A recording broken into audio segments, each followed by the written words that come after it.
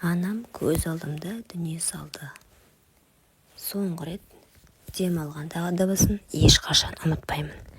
Өңешінен шыққан әлсіз күрсініс, көзінде үмітсіздік, мені құшақтап үлгермеген қолы. Әкем болса баяғыда жоғалған, бізді тастап кеткен. Есімде тек түрі көмескі суретте ғана қалған. Осылайша мен 17 жасымда тұл жетім болдым. Сол кезде мені құтқарған әпкем Самал. Менің үйіме кел, Қарлығаш, сен енді жалғыз емессің, деді ол. Самалдың үйіне көшіп келдім. Ол бәріне үлгеріп жүрген бала шағалы, күйеуімен тату бақуатты әйел.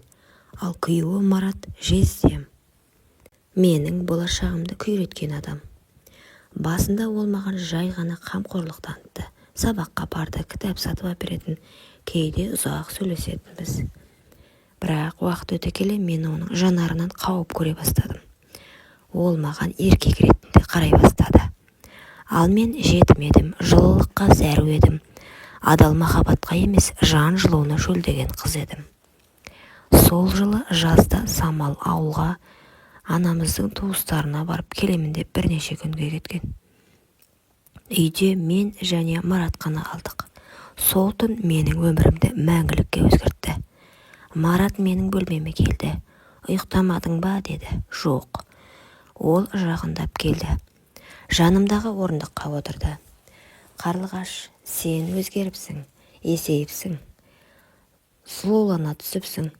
Сол сөзден кейін ғана өзімнің қыз емес екенімді сездім. Әйел болып кеткенімді. Мен 18 жыл бойы сақтаған асылымды әпкемнің күйеуіне беріп қойдым.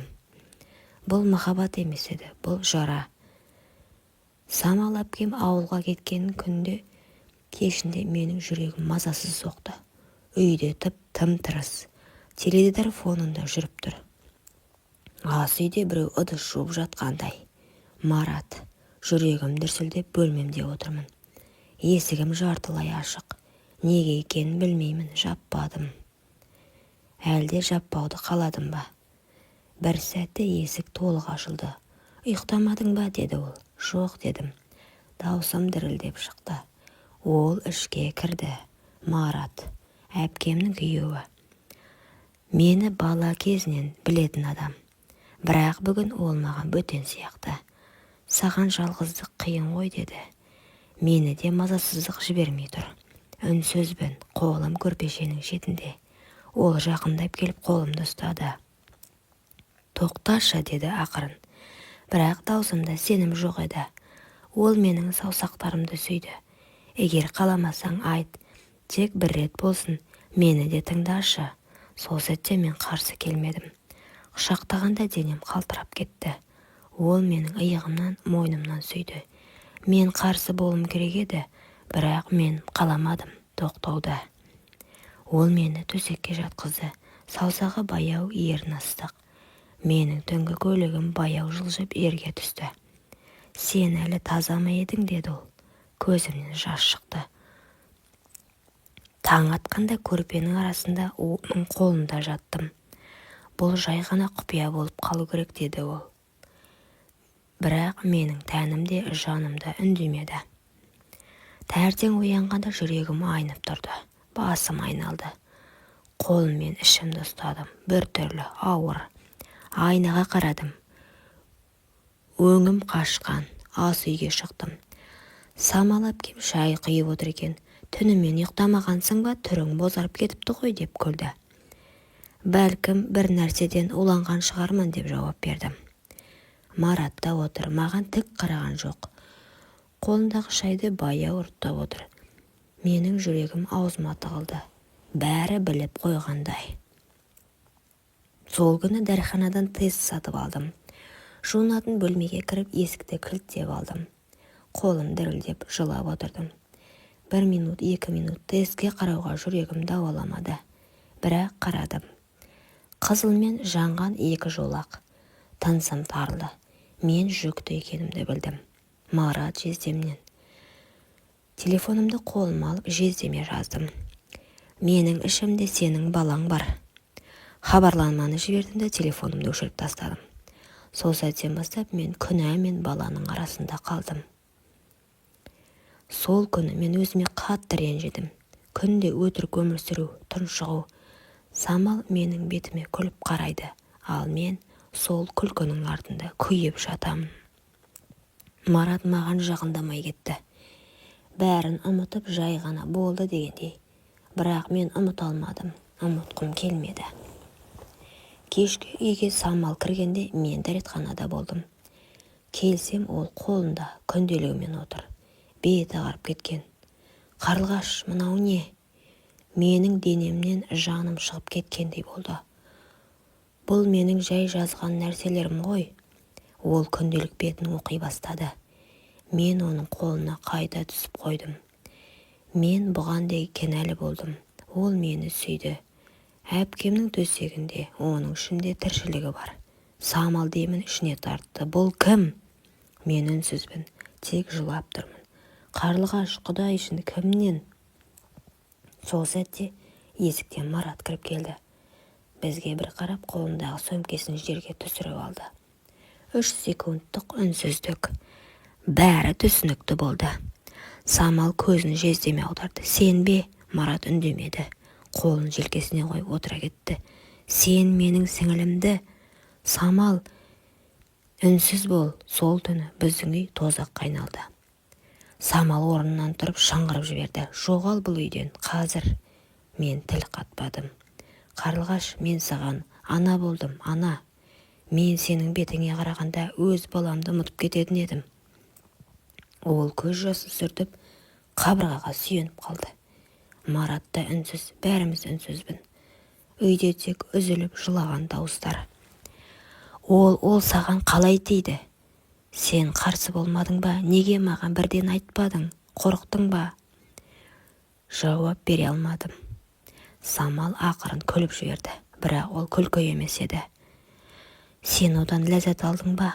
Әпкенің төсегінде жатқан адамнан? Бұл сұрақ менің жүрегімді қылышпен шапқандай ауыр тиді. Жат болмадың ба деймін оған? Мен еденге отырып жылап жібердім. Самал, кешірші. Мен білмей қалдым. Білмей қалдың ба? Әдейі істедің бе? Ол бөлмеге жүгіріп кіріп, бір чемодан алып шықты. Киімдерімді терезеден лақтырып жатыр. Шық бұл үйден, кет. Қайда барамын мен? Маған бәрібір. Сол сәтте кішкентай ұлы есіктен шығып, мама, не болып жатыр деді. Самал орнынан тоқтап қалды. Балаға қарап басын құшақтап жерге отыра кетті. Сенің әкең сатқын боп шықты балам. Үйдің іші үнсіз қалды, ал мен ішімдегі баланы ұстап, бейтаныс көшеге, бейтаныс тағдырға қадам бастым.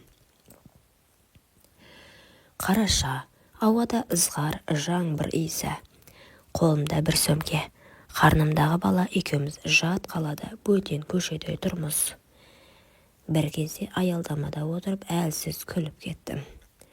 Қарлығаш, сен енді бала ана боласың, бірақ атыңда мекеніңде жоқ.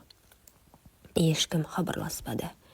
Телефон өшірулі, мені іздейтін ешкім де жоқ. Кешке дейін бір кафеде отырдым. Бір шайға тапқан соңғы ақшамды бердім. Одан соң вокзалға барып түнімен орындықта ұйықтадым. Күзетші келіп, мұнда жатуға болмайды деді. Жарайды. Сыртқа шыққанда бір әйел маған қарап тоқтады. Қызым, сен жүкті емессің бе? Басымды изедім. Ол мені алып кетті. Бір бөлмелі жатақханаға. Әйел, өзі де жалғызбасты ана, аты Ләйла. Көрдің бе? Тағдыр бәрімізді бұлай сынайды, бірақ ішіңдегі сәбиге еш кінә жоқ деді. Сол түні мен ұзақ жыладым. Ләйланың төсегінде емес, жездемнің құшағында жатқым келді. Менің жүрегім әлі де соған байланған екен. Таңертең ұйқымнан оянғанда Ләйла терезеге қарап тұрды. Қызық, теледидардан сендердің оқиғаларыңды айтып жатыр деді. Мен селт еттім. Ерлі зайыпты Самал мен Мараттың отбасы жарылды. Себеп балдыз бен күйеу арасындағы тыйым салынған байланыс. Репортажда Самал жылап тұр. Ол менің бауырым еді. Марат сұхбат беріп отыр. Мен оны жақсы көріп қалдым. Теледидар екпінмен қайталады. Қазір жүкті қыз із-түссіз жоғалған. Отбасы да полицияда іздеп жатыр. Мен теледидарға ұзақ қарап тұрып, тым кеш. Мені енді ешкім таба алмайды дедім. Жүктілігімнің 8-ші айы келді. Қарным әлдеқашан ісініп, мені қарапайым өмірден жұлып алып кетті. Ләйла мені әйелдер үйіне апарды. Бұл жерде әйелдер мен аналар жинақталып бір-біріне көмектесіп жатады. Ал мен болсам жасым жетілуге, ал жүрегім қайта жылауға мәжбүр. Бір күні таңертең терезеден сыртқа қарап отырғанымда мені бір автобус тоқтатты. Самалдың даусын естідім. Қарлығаш, мені тыңдашы, көзіме жас келді. Самал менің соңымнан іздеп жүр екен. Мен оны көргенде жүрегім бір сәтке тоқтап қалды. Қарлығаш, сенің іздегеніңді білсем де, мен сені күткен жоқпын. Бірақ сені таппай қалсам, сенің жүрегіңді іздейтін едім. Самал, мен бәрін түсінемін, бірақ мен сол сәтте оны сүйіп қалдым. Менің ішімде оның баласы бар. Самал көзі жанарыма қадалды.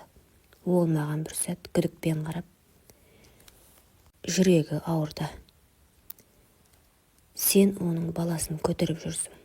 Оны жоюды сұрамаймын, бірақ мен сені түбінде кешірмеймін. Марат мені көріп қалды. Ол жерде тұрып қалды да қасыма тыныс алу қиын болды.